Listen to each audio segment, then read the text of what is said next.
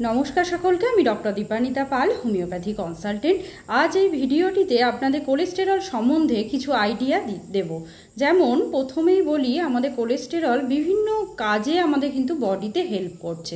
বিভিন্ন রকম হরমোন যেমন প্রোজেস্টেরন, ইস্ট্রোজেন, অ্যাড্রিনালিন, এই সমস্ত হরমোনগুলো যেমন তৈরিতে হেল্প করছে, তার পাশাপাশি আমাদের যে নার্ভের কাভারিং আছে সেটা কিন্তু সৃষ্টিতে হেল্প করছে। তাই আমাদের কোলেস্টেরল যে সবসময় খারাপ সেটা নয়। আমাদের শরীরে যখন এলডিএল কোলেস্টেরল মানে ব্যাড কোলেস্টেরলের মাত্রাটা অনেকটাই বেড়ে যাচ্ছে, তখন কিন্তু আমাদের বিভিন্ন রকম ডিজিজ সৃষ্টি হতে পারে। তার মধ্যে কার্ডিয়াক ডিজিজ, যেমন আমাদের কোলেস্টেরলটা একটা লাইপোপ্রোটিন, সাধারণত রক্তের মাধ্যমে বাহিত হচ্ছে এবং ব্লাড ভেসেলসের মধ্যে সেটা কিন্তু ডিপোজিশন হচ্ছে।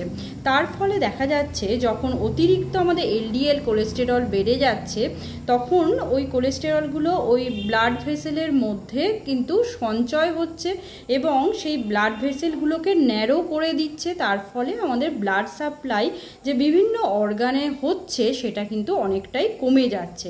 তার ফলে কিন্তু আমাদের হার্টের ক্ষেত্রেও ঠিক সেরকমই, আমাদের কার্ডিয়াক আর্টারির মধ্যে যে সমস্ত কোলেস্টেরল ডিপোজিশন হচ্ছে এগুলো পুরো একদম ব্লক করে দিচ্ছে। তার ফলে কিন্তু বিভিন্ন রকম হার্টের ডিজিজ দেখা যেতে পারে। পরবর্তীকালে কার্ডিয়াক অ্যারেস্ট এটা হওয়ার সম্ভাবনা অনেকটাই বেড়ে যাচ্ছে। তাই আমাদের এলডিএল কোলেস্টেরল যখনই বেড়ে যাচ্ছে তখনই কিন্তু সেটা কমানোর ব্যবস্থা করতে হবে। এবার জানি যে আমাদের কোলেস্টেরল স্বাভাবিক মাত্রা কত। সাধারণত টোটাল যে কোলেস্টেরল আছে তার স্বাভাবিক মাত্রা হলো আমাদের 200 mg/dl এর নিচে রাখবেন অবশ্যই। এরপরে যেটা এলডিএল কোলেস্টেরল আছে, যেটা আমাদের ব্যাড কোলেস্টেরল বলা হয়, সেটা চেষ্টা করবেন 100 mg/dl এর মধ্যে রাখার। এরপরে যেটা আমাদের এইচডিএল কোলেস্টেরল, যেটা আমরা গুড কোলেস্টেরল বলে থাকি, সেটি অবশ্যই আপনাদের 40 to 60 mg/dl এর মধ্যে রাখবেন। তাহলে কিন্তু আপনাদের শরীর কিন্তু একদমই স্বাভাবিক এবং সুস্থ থাকবে। এরপরে বলি, এই যে কোলেস্টেরল আপনাদের দেখলেন এবং টেস্ট করলেন, লিপিড প্রোফাইল টেস্টের মাধ্যমে আপনারা দেখলেন যে আপনাদের শরীরে এলডিএল কোলেস্টেরলের মাত্রা বেশি আছে, তখন কি করবেন? প্রথমেই বলি, যদি আপনারা লাইফস্টাইল মডিফিকেশান করেন তাহলেও কিন্তু আপনাদের অনেকের ক্ষেত্রে দেখা গেছে এই কোলেস্টেরলে কিন্তু মেডিসিনের প্রয়োজন হয় না। কি করবেন? এই লাইফস্টাইল মডিফিকেশান মানে আপনাদের রেগুলার এক্সারসাইজ করতে হবে এবং বিভিন্ন রকম যোগা প্র্যাকটিস করতে হবে, যেটা আমাদের ডেলি অন্তত আধ ঘন্টা থেকে 1 ঘন্টা আপনারা জোরে হাঁটবেন, যোগা করবেন।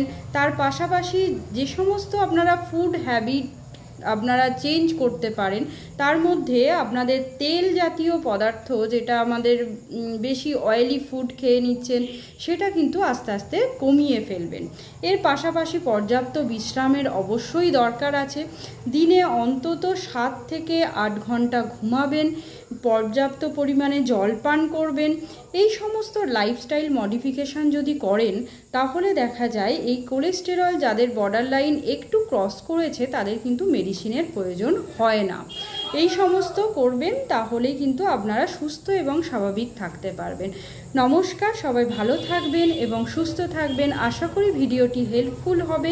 যদি হেল্পফুল হয়ে থাকে অবশ্যই চ্যানেলটিকে সাবস্ক্রাইব করবেন। নমস্কার।